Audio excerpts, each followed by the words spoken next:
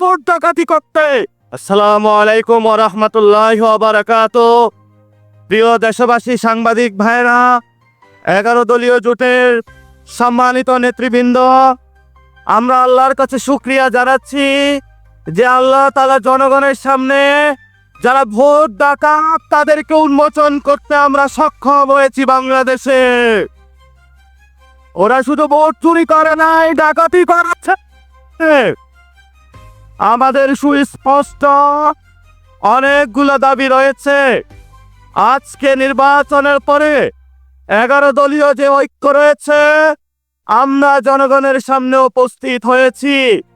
আমরা প্রথমত বলতে চাই, পার্লামেন্টে যে ভোট ডাকাতরা গিয়েছে, জনগণের সামনে আমরা বিরোধী দল হিসাবে হাজির হয়েছি। আমরা রাজপথে থাকব। কড়ায় গন্ডায় ইঞ্চি ইঞ্চি করে জনগণের উপরে যারা ভোটে ইঞ্জিনিয়ারিং করেছে, ভোট ডাকাতি করেছে, নতুন ভাবে জুলুম চাপিয়ে দেবার চেষ্টা করছে, আমরা তাদের কাছ থেকে বুঝে নেব ইনশাআল্লাহ। আমি সংক্ষিপ্ত কথা বলবো। আমাদের ভাই শহীদ উসমান হাদি আজকে আমাদের মধ্যে থাকতে পারতেন। সংসদ সদস্য হিসাবে ঢাকা 8-এর আল্লাহ ওনাকে শহীদ হিসাবে নিয়ে গিয়েছেন। আমরা বিচারের দাবিতে মাঠে গিয়েছি। আজকেই যেহেতু বিরোধী দলীয় যাত্রা হচ্ছে এই বায়তুল মোকাররম থেকে, আমি সরকারের কাছে আহ্বান জানাবো, দেশের কাছে আহ্বান জানাবো, প্রশাসনের কাছে আহ্বান জানাবো, আপনারা দ্রুত গতিতে শহীদ উসমান হাদি ভাইয়ের হত্যাকাণ্ডের বিচার যাতে হয় সেই উদ্যোগ নিন। আমাদেরকে এতদিন বলা হয়েছে বিচার এবং নির্বাচন মুখোমুখি দাঁড় করাবেন না। আমরা মরিয়া প্রমাণ করিলাম যে আমরা নির্বাচন বিরোধী নই। এখন সময় এসেছে শহীদ উসমান হাদি ভাইয়ের হত্যাকাণ্ডের বিচার করতে হবে। তৎকালীন সময়ে সংস্কারের নিয়ে বলা হয়েছিল, সংস্কার এবং নির্বাচন বিরোধী করার চেষ্টা চালানো হয়েছিল, ট্যাগ দেওয়া হয়েছিল, ওরা নির্বাচন চায় না। আমরা তোমাদের চোখে আঙ্গুল দিয়ে দেখেছি, আমরা বাংলাদেশি গণতন্ত্র চাই, তোমরা চাও ভোট ডাকাতি করতে। এখন সময় এসেছে, কোনো নয় ছয় চলবে না।